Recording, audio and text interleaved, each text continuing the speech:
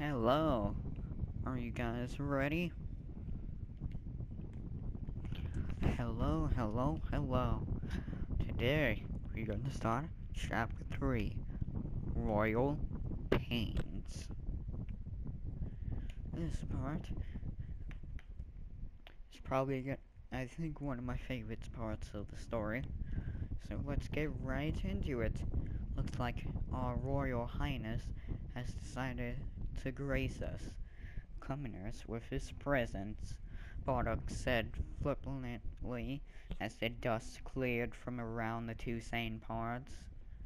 I've been dreaming of this day for years, Raditz said, with obvious relish. You guys don't get to have all the fun, Goku joined, laughing. Could at least try to take this serious, Krillin grumbled. We're taking them as seriously as they taken us. Raditz replied testily. You get what you give. Would you include that idiotic banter? A calm voice asked from a few meters away. Or is that extra? You're the Prince of the Saiyans? Bardock. Why'd I push that button? Bardock asked in amused disbelief. You look like the Prince of Lollipop Guild. Seems watching all those weird Earth movies actually paid off, he thought to himself, laughing. You're trying my patience, Vegeta yelled. Nappa, whoa, the readout on these vermin. Their Earthlings don't get above 2,000. The Namek, ooh, he's 3,120. And the real fighters, Nappa grinned, seeing what the scouter was telling him. Pathetic. Bardock's the strongest, clocking in at 5,560. Pathetic, Vegeta trolled. I guess they want some cheap laughs before they die. Nappa, we don't have to deal with these little guys. Plant some Cybermen. Let them have some fun. Oh, ho, ho. Good day, Vegeta. The soil here. The soil here is really good. They'll be really strong. Snapper planted some weird-looking green seeds. Piccolo asked, what's a Namekian? You, Cheetah said impatiently. Did you get hit in the head like as a child like Kakarot? Piccolo bared his teeth and growled. The little imp before him was gonna pay for that. No, but my father always just told me I'm a demon. A demon? I'm calling it a demon because I'm not sure how to pronounce it. Nappa laughed, planting the last of the seeds. You look like a bipedal cabbages. From the ground sprouted half-dozen small, green, humanoid creatures that looked like living plants with glowing red eyes. Ooh, clicking the scouter. These little guys had 1,600 each. This ought to make things interesting. Think you guys can handle them? Goku asked the humans amongst them. Weird plant guys, Yamcha retorted. Yeah, we should have this one licked in a minute or two. Be careful, Bardock warned Yamcha. You hurt them too much, they grab onto you and explode. If that happens, you're good as dead. Krillin gulped. Don't worry, guys. There's not that many of them. We got this, he said. His voice quivered a little. So, Nappa asked Krillin, Yamcha, Tien, and Chaozu. As they fought the Cybermen, which one do you want to play first? Don't mind? If you don't mind, Raditz said, stepping forward. I'll go first. I've been wanting to teach you lessons since we first met, you overgrown gorilla. Technically, he's not even close to a gorilla. He has, like, no hair. Are you trying to make me mad? Nappa demanded angrily. A little, yeah, Raditz replied, taking his stance. "You're dead, little worm," Nappa said through great gritted teeth as he charged. Nappa easily blocked Nappa's fist, grinning as he pushed back. He might not be able to win, but in his mind, Raditz knew this fight had been a long time coming. The incident bullying, always calling him a weakling, mocking his low birth, constantly pointing out his status as the black sheep of the group. It always won. It was a wonder he. It, it was a wonder he isn't quite insane by now. But now, he gave Nappa some scars to remember him by, and all the rage and frustration he felt would be taken upon this token bully's rock-like face. Raditz bade his time, and soon an opening in Nappa's defense presented itself. Raditz exploited it for all it was worth, punching Nappa with full force in the face, sending the giant tumbling ass over Tacklet into a near boulder. "You," Nappa growled, spitting a pair of bloody teeth. "You low-born trash. I'll kill you." "Low-born this," Raditz said through his teeth as he counters Nappa's kick to the ribs with a knee to the groin, causing Nappa to double over the pain. Weakling, that. "I had enough," he screamed, giving Nappa a roundhouse kick into the chest, which knocked him to his back. Raditz threw himself to the man's chest, driving his knees into the creases of the elbow as his fists, working like rage-fueled pistons, beat him repeatedly in the face. "Get," Nappa said, struggling. "Off me!" He used massive strength. Nappa rolled over and knocked Raditz to his side. Getting up in an instant, he kicked the long-haired Saiyan in the gut, sending him flying. "I'm about to show you your place, lowly scum," Nappa screamed, speeding towards the dazed Raditz. Nappa grabbed the shorter man by the throat and, arching his fist backwards, started beating him in the face like he had done to him. "You," Gohan said. Tears streamed down his face. "Meet my uncle." Replacing Daddy with Uncle was just hilarious. As Charles Nappa ramming after us, regulars knocking him to the side, freeing Raditz from Nappa's strong stranglehold. "That," Nappa said in a dark tone, "is enough. I am done." That's the last word.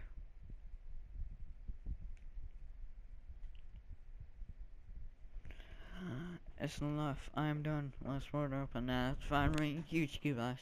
Towards the now cowering child. Raditz moved as fast as he could, knocking Gohan out of the way. But it was far too late. The king gulped him, and the last sensation he felt was when he was dead. Blah blah blah. He skipped a few more words. "That," Bardock said with a low growl, "was my son. Died like he lived." But Nappa said, kicking the body in the head one last time for good measure. "A piece of trash." To Bardock's supply, an orange blur sped past him. Next thing he knew, Nappa was flying into a nearby rock formation. "How dare you!" Goku said, his anger surging. "How dare you! Another worm come to die." "Nappa, be careful." His power level just skyrocketed. "It's over 9,000! What? Was all Nappa managed to get out before he was in the air. was forced from his lungs by a powerful blow. Look at my youngest about to put your dog to sleep.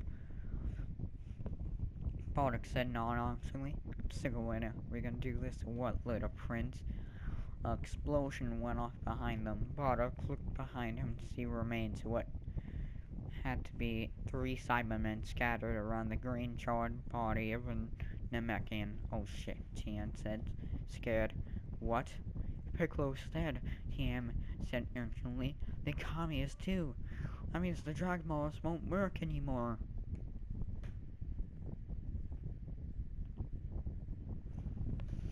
Piccolo's, that's not good, Bardock said.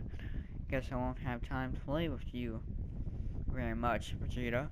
What are Dragon Balls? Sorry, Bardock replied, get into a ready position. Get into a ready position.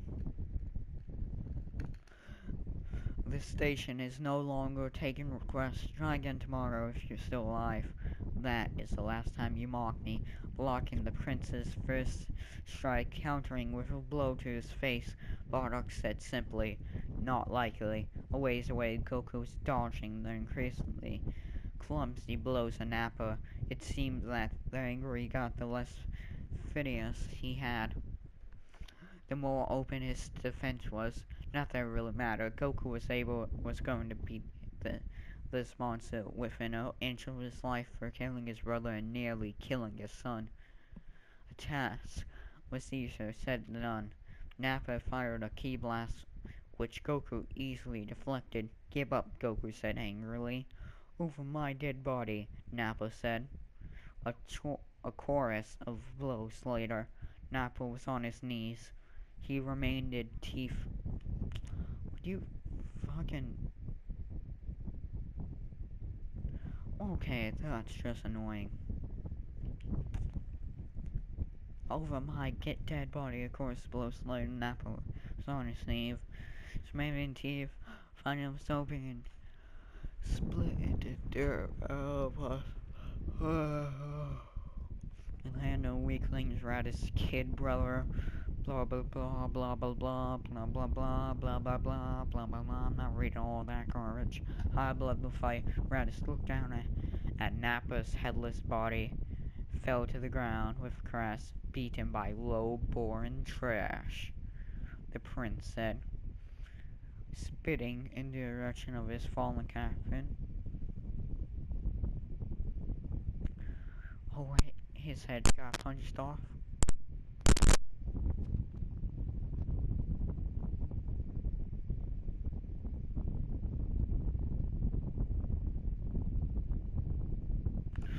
Oh, I just realized that I must have been a different thing that I watched that they actually had great at Nappa. I mean, not watch, read. How about the fight? Vegeta looked down at beat a worthless loser. You don't even care about your friends, do you? Bardock asked, a hard edge into his voice. Friend? Him? Vegeta replied, laughing. He was a vassal, nothing more. You're a cold bastard, Bardock said darkly. No wonder my oldest boy was so willing to drop you like a sack of rotten meat. I feel worse for your comrade. Really speaks to your attitude problem, Prince. And I drink water. Attitude problem? Vegeta said mockingly. What about the session you displayed when you lapsed and son for not going on a suicide mission to kill Frieza? That monster ordered the death of my squad mates and our species. What madness is coming out of your mouth now, you old fossil? He gave you that asteroid line too, huh? Bardock asked, shaking his head. And you believed it. What a dumbass. You're lying, Vegeta cried indignantly. Why would I lie, moron? Bardock said, sighing. Ever wonder why there weren't any female Saiyan survivors? Besides, you were planning to kill him anyways. So I can take my rightful place as ruler of the universe. Vegeta yelled angrily. Ruler? You? Don't make me laugh, think idiot. Frieza only lets you live because he thinks he's got you under his spell. And even if you turn on him, he'll just kill you like he did the rest of us. I'll kill you. Then I'll see for myself if I find anything. Frieza's good as dead. Bardock simply mentioned Vegeta towards him. He was done speaking. This is a arrogant moron. He just can't blah blah blah. And enough. I'll kill you and the sun with one blow. Say goodbye to your planet. Gallic gun. No, you don't. Brilliant colors. Like a command age. Well, sure lights that in which few people or even Saiyans have ever seen. The brilliant colors sparked back and forth as the prince, who would be emperor and determined veterinarian, dueled for the fate of the planet. Just then, Bardock heard something from the ground, something that sounded a lot like his youngest son's voice yelling something to the effect of a Kamehameha. A brilliant blue-white energy wave that crashed into Vegeta's side, sending him flying just up the energy attack, causing Bardock's own ki to hit the little prince square in the chest. Kakarot, Bardock said in his tired voice. You don't have to fight alone, father, Bardock said in a determined voice. Here to protect the Earth, and its people too.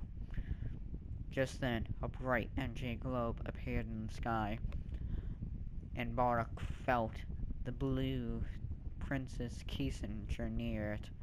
Recognizing what it was, only had time for oh shit when his heart began to start pounding. Kakarot, get your son and everybody else out of here. Get as far away from here. What's happening further? I'm forced out before dumbly over. Turn into rape, get out here now, Goku said before speeding off. Guys, we have to get what happened to Gohan? Goku, Krillin said in an alarmed tone. The thing up there looks like a full moon, and Gohan's got a tail just like you. I didn't want him going ape and destroy everything like you did to Pilloc's castle. So I knocked him out. He'll be okay, I promise. Like I did to what? You don't remember? No, Goku said, shocked. Oh no, that must mean the monster that killed.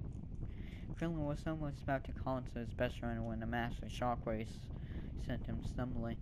Before the two started hulking, the brown apes donned in armor. Goku watched on in horror as the two giant apes ran towards each other, each one grappling one of the other's hands. As they struggled, Goku saw the ape that was wearing his father's armor fire a massive ki blast from his mouth, hitting the ape that he assumed was Vegeta square in the face. Vegeta stumbled backwards a few steps and lurched forward, roaring in defiance. Guess that's why he insisted.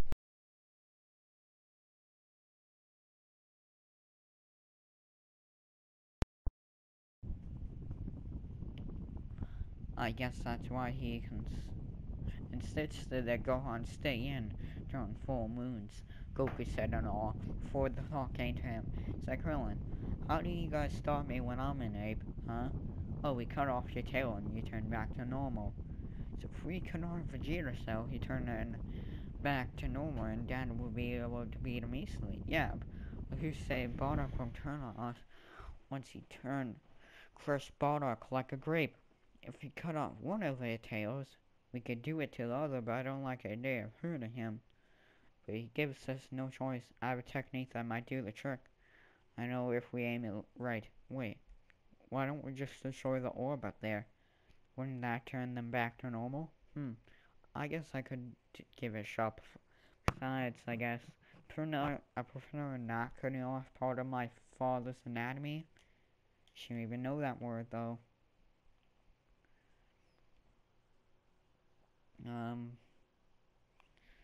Blah blah blah, you can just Kamehameha.